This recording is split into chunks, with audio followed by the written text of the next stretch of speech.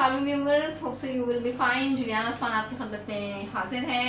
So it is time of load shedding, light जाने वाली है, that is why I will make very short video on ETMs. I have only 3 ETMs of which I will tell you the meanings and you have to learn them. So the time is very short. Let's start our video.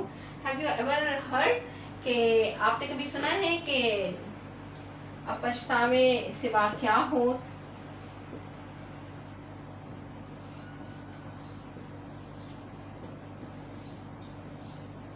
जब चिड़िया चुग गई खेत।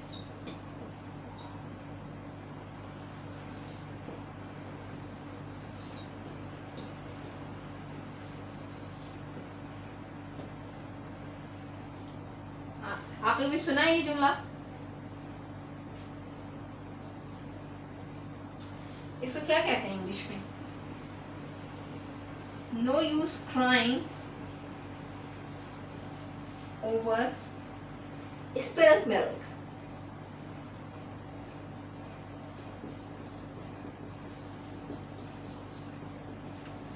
Spilled milk कभी सुना है? Spilled milk क्या होता है? खट्टा दूध।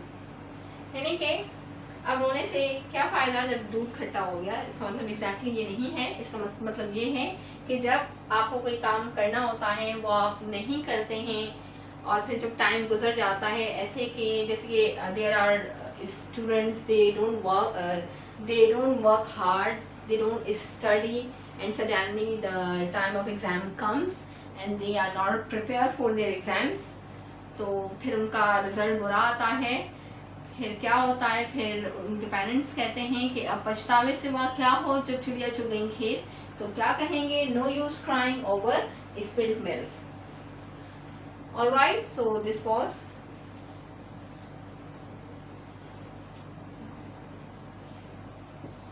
आपने कभी ये सुना है? अंत भला तो सब भला।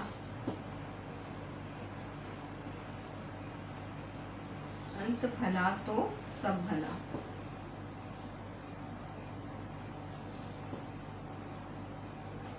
क्या है इसका मतलब? Do you know? All's well that ends well। ये कब यूज करते हैं हम? यानी कि एक इंसान है, उसकी ज़िंदगी में बहुत सारे क्राइसिस आते हैं, बहुत सारी मुश्किलात आती हैं।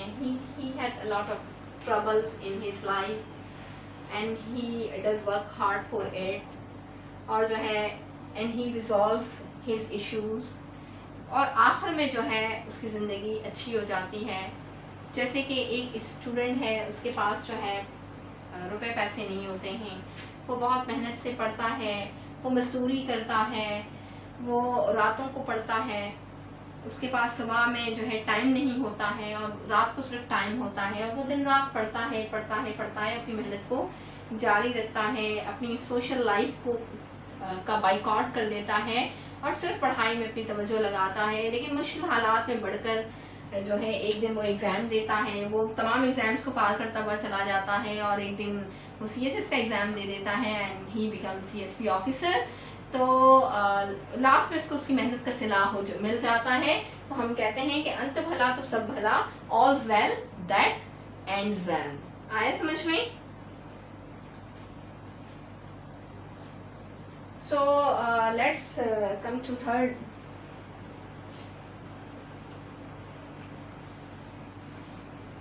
आपने कभी ये सुना है? आगे कुआं पीछे खाई।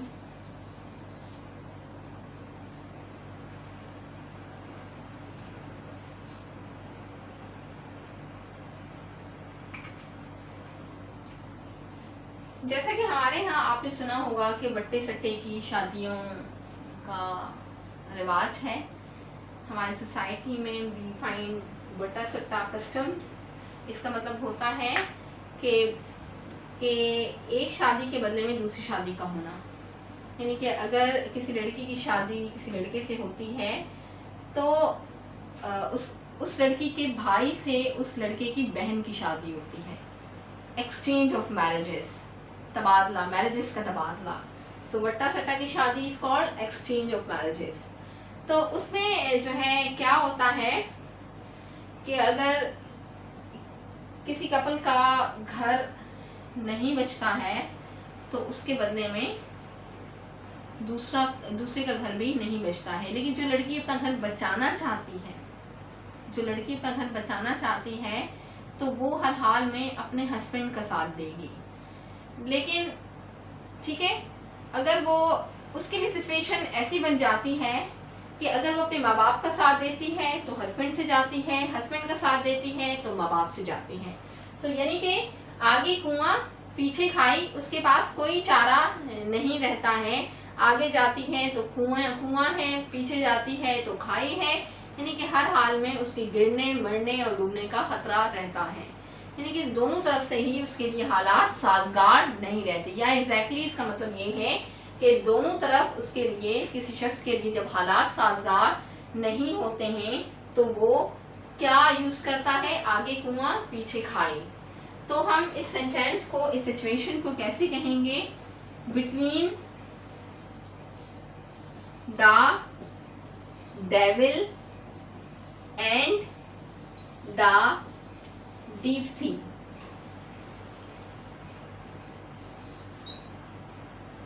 लगता तो ऐसा है कि ये किसी स्टोरी को देखकर ये इडियम अंग्रेजों ने बनाया है।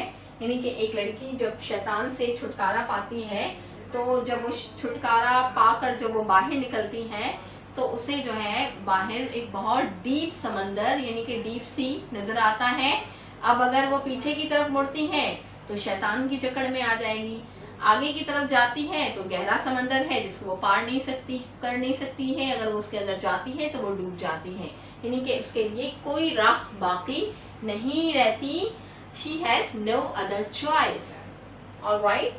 So between the devil and the deep sea, when the person has no other choice, then he say आगे कुआं पीछे खाई. So the time is very short. I have to make this my video end because of load shedding. I hope so you like these idioms, though the number is very less of these idioms, but I still hope that you like my video. And if you like my video, don't forget to subscribe my channel and watch my videos fully and hit the bell icon so as you may receive my other knowledgeable videos. तब तक के लिए आप Juliana Usman को इजाज़त दीजिएगा। अल्लाह हाफिज़।